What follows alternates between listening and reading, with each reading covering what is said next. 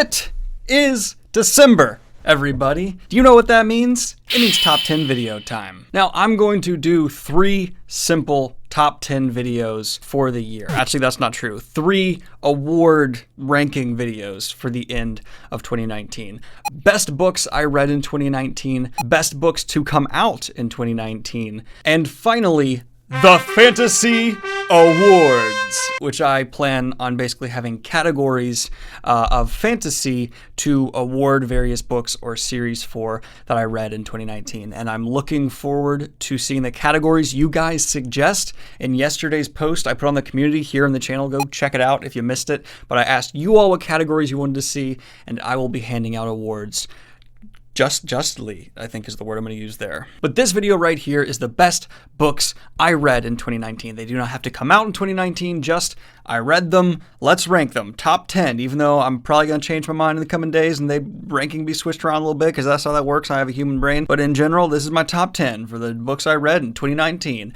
right after a word from today's sponsor. And this video is brought to you by Byzance. Byzance brings you the best of Discord and Goodreads, a better version of Goodreads, in one convenient place. It is an app that's just getting started out, but it already has quite the impressive feature set. For example, you can mark books with 3 different options: want to read, currently reading, or read. And each one will give you a different Discord-like chat section where you can speak with others who are reading or want to read or have read the same book. That means you could even schedule reading the book with a bunch of new friends you can meet on the app. I'm going to go off script here and quickly check what happens when I search Cosmere on Byzance.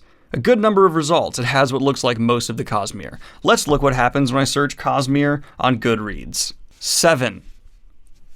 Most of them aren't even the books. Not saying anything from that, just saying which one do you think you'd want to use if you were searching up Cosmere. Byzance is free to use and has no ads, so if you'd like to, go ahead and click the links down in the description and get started reading books with people you can meet today. Without a further ado, let's go ahead and talk about the top 10 books of 2019 that I read, starting off with Wolves of the Calla. This Dark Tower entry is the peak of Dark Tower for me so far. It embraces Stephen King's weird and alternative looks at what fantasy can be in such a fantastic way. It has weird, wacky, wild things only Stephen King could introduce to a story like this and keep the serious, dark tone he does throughout Dark Tower. But I think what I love most about this book is how well it represents what feels to me like the thesis of Dark Tower. This idea of an alternate fantasy that's so anti-fantasy by taking in these other themes and wrapping in other genres within the folds of fantasy,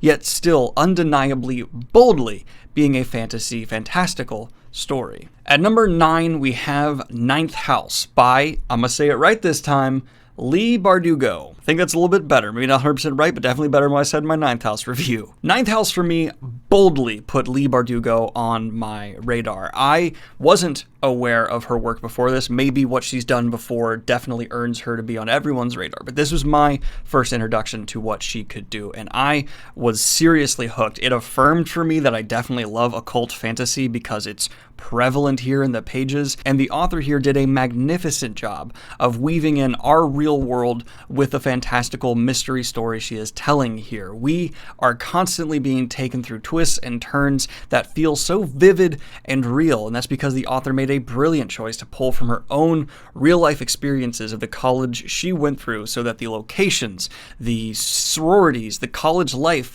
we're reading reflects her own experience in a brutally honest way. So for that reason, I am going to go ahead and say that Ninth House solidly earns the number 9 spot on my list. I loved it and would highly recommend it to anyone who's interested in the slightest for occult fantasy, modern time, taking place fantasy, whatever you want to call it. It is probably one of the best introductions to that type of fantasy I have read in a long time. At number 8, we have a pick I am ashamed to say it took me this long to read. I think I picked it up a long time ago, but I didn't remember it well at all and certainly didn't finish it, and that is A Wizard of Earthsea. I absolutely am crazy about Le Guin's writing style now because of her very wholesome and well-rounded approach to telling a fantasy story. This is the first pick on the list that is unabashedly, unashamedly fantasy at the forefront, embracing all the themes and a lot of the tropes we are familiar with, but just doing a spectacular job of telling a story. I could not put down this book once I started it, and I totally get why Le Guin is heralded as one of the best the genre has ever had to author, and The Wizard of Earthsea is a textbook example of why classic fantasy is still so highly respected and so influential because of how well this world comes to life to the reader within the pages. Brilliant work. Thank you guys for getting me to read it. Loved it, loved it, loved it. At number 7, we have probably one of my favorite sequels of all time, and that is The Dragon Republic. The Poppy War I really enjoyed, but one of the few hesitations I had with it was just not sure where the story was going. I wasn't sure if the author knew where the story was going. But I was proven utterly and demonstrably wrong. It is not the case that the author just wasn't sure whether. It is very clear after reading The Dragon Republic that Kong knew where she was taking this story and does an expert job guiding the reader through this phenomenal world that is inspired by real-life Chinese history, but feels so monumental, this empire-shifting type story that varies between intimate and grand seamlessly. For me, if this series continues on with a level of strength I have seen from Kong so far, it will definitely become one I frequently recommend to people. An unforgiving and realistic look at the horrors of war while having characters at the core that maybe are just overly abused at times, but it's a actual realistic result of the setting they are in. And this one gets a distinct honorable mention for me for best setting for me vibing with I read this year probably. At number 6, we have another occult fantasy that totally and utterly redeemed a series for me because the one before it I wasn't the biggest fan of, but here, this one coming in strong for Dresden Files. I'm talking about Deadbeat here. I got through the entire rant about Deadbeat and realized I didn't say the words Deadbeat, so Deadbeat knocked my socks off. Dresden Files I've gotten through a lot this year, and it's a series that has inched its way closer and closer to my heart, and I've forgiven for some of the things I have found to be pitfalls of the series. Its pulpy roots, well, in the worst examples for the series, can bring in some of the tropes from the pulp genre in a bad way. Generally, and as I find the series progresses most often, it just makes the story all the more fun to read. Jim Butcher is the king of comedy currently working in fantasy, in my opinion. It's one of the few series that's actually made me laugh out loud. Harry Dresden's story is engaging. It's much more monumental than I feel like a lot of people realize earlier on. I certainly fell into that problem earlier on, but this world is coming to life the further I get into Dresden Files in ways I never expected. And Jim Butcher is not just a guy who's writing some detective novels. He is working on a series that is probably going to work its way firmly into my top 5 of all time if it continues at the rate I've encountered with it recently. Dresden Files is spectacular and definitely earns the spot on this list. Number 5, we have the definitive relationship pick for this list. There is no better relationship I read in 2019 than Prince of Fools by Mark Lawrence. He actually really knocked my socks off this year. While I started weak with him, he just got stronger and stronger for me. And Prince of Fools, man, oh man, the relationship at the core of this book carries the story, but that does not mean that everything else in the story is weak. It's just that this relationship between the two protagonists is so strong and pulls so many elements from different inspirations and blends them effectively that I absolutely fell in love with it. There may have been better characters I read this year individually, in fact there were, but no better relationship dynamic and no better chemistry than the two who lead Prince of Fools' story. I was amused, I was upset, I was engaged. Everything here was delivered in spades for Prince of Fools, and I think this book was what really sold me that Mark Lawrence is probably going to be one of my new favorite authors, and finishing off the Book of the Ancestor series this year, which I did, only proved that all the more. Number 4, we have a newcomer to the fantasy field, but someone who I feel has made such an powerful, strong landing for the genre that it needs to be noted. Just best probably debut novel I have come across from an author. Stronger than Brandon Sanderson's Elantris for a first release, and that is Evan Winter's Rage of Dragons. Now, there's a lot of people who probably won't love this book on the same level I did because it's military fantasy. It is a revenge story that focuses on that revenge, but I found the emotions presented by the protagonist and the story told around him and the reasoning for what he does and why he does it to just constantly vibe for me. I still have so many questions at the end of this first book in the new series that has captivated my imagination. I love the setting that is blending European and African culture so effectively. I got to interview the author here on the channel. Link to check out that interview and all my reviews and links to purchase the books in the description down below. But Rage of Dragons for me, I might be bumping a bit higher just because I was so impressed by this showing from a first-time author, but without question is something I will recommend to a lot of people, and I think anyone can appreciate in terms of storytelling. Also, incredibly adaptable for a movie, just want to say. Putting that out there. Hollywood, if you listen, Rage of Dragons absolutely could be a blockbuster success. At number 3, we have an entry from Lord Grimdark himself. The First Law world has captivated me with its characters endlessly. I have praised them repeatedly on this channel to the point where people tell me to shut up about it. So I will. And instead, I'm just going to praise again Abercrombie's usage of the grimdark subgenre of fantasy properly, because the pain and suffering depicted within this world he is making is not over the top, it's not for no reason, it serves a purpose for the character and story consistently and fits the environment he is building. And A Little Hatred, number 3 on my list, is another brilliant entry into the First Law world. Abercrombie is a master of his craft. Very few will even try to dispute that. First Law's brilliance is becoming notorious within the fantasy communities. Go to the r/fantasy subreddit, to just any random YouTuber who's getting into this kind of fantasy. They will praise it for many reasons.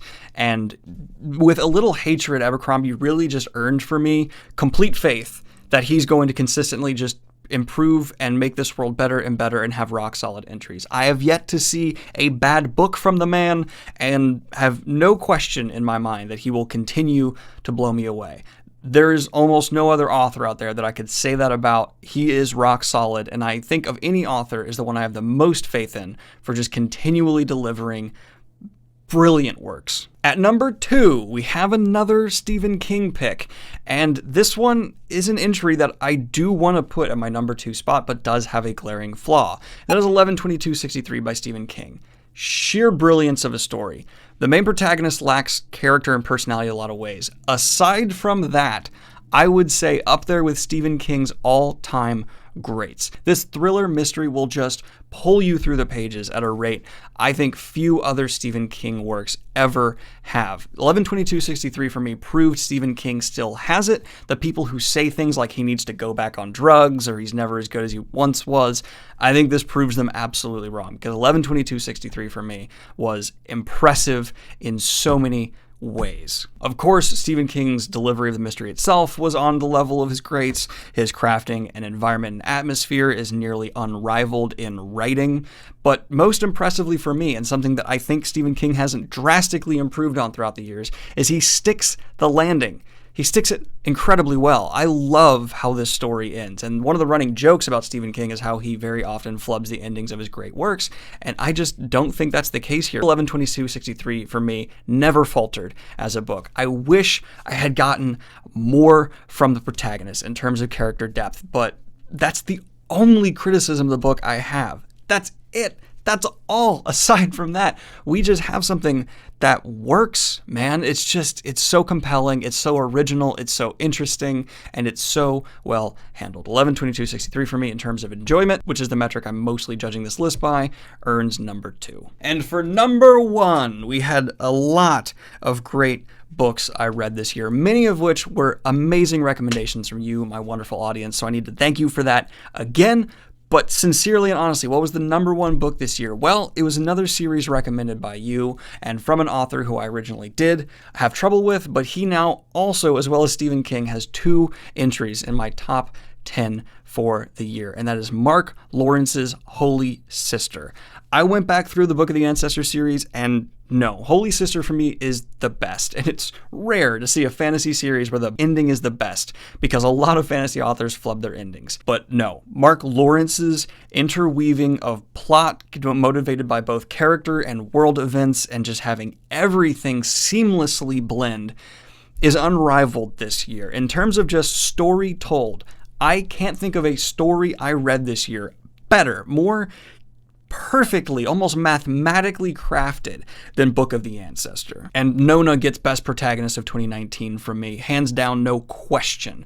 Watching her development, marvelous. From someone who was so innocent and puppy dog at the beginning, where you as the reader just feel drawn in and baited for caring about her, to slowly growing into one of the most strong, badass, intelligent, believably so characters who avoids being a Mary Sue because she's still very flawed by the end. From A to Z, Book of the Ancestor knocked my socks off, and Holy Sister was a 10 out of 10 conclusion. But that is my top 10 list for best books I read in 2019, mostly going off of a pretty subjective, raw enjoyment factor. For my best books released in 2019, I'm going to do that a bit differently. What I will be doing for that list is looking at other reviews, outside information, and blending it with my own opinion to craft the best books released of 2019. So look forward to that one as well as the fantasy awards coming down the road. Like and subscribe if you have not already. Hit the Patreon if you want to support what I do here. And have a good one, y'all. Peace!